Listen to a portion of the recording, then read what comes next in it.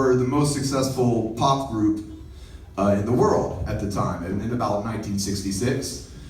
But they got fed up with touring and performing live, and most pop groups, typically, when they have huge success, they milk that for all it's worth and don't really go beyond that. But the Beatles decided to completely reinvent themselves, and what they decided to do was completely stop touring, not worry about making any music that they could perform live. So they had been releasing an album, about 2 albums every year for their whole career, or even more.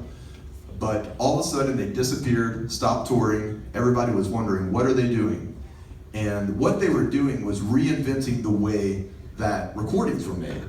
And this goes beyond just rock and roll.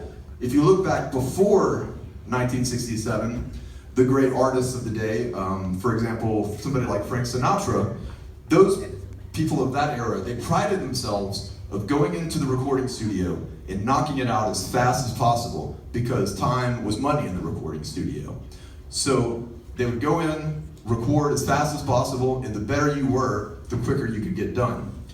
So somebody like Frank Sinatra would go in with the big band and perform 2 takes of each song, and that was enough, because he was great. But what the Beatles did is they took the luxury that they had of being hugely successful pop artists, and they used that to just sort of demand as much time in the studio as possible and to see what happens. So what they did is they were in the right place in that they were in EMI Studios in London, which was a top-notch classical facility, and many other genres. So they had incredible equipment there, but they made their engineers break all the rules with that equipment.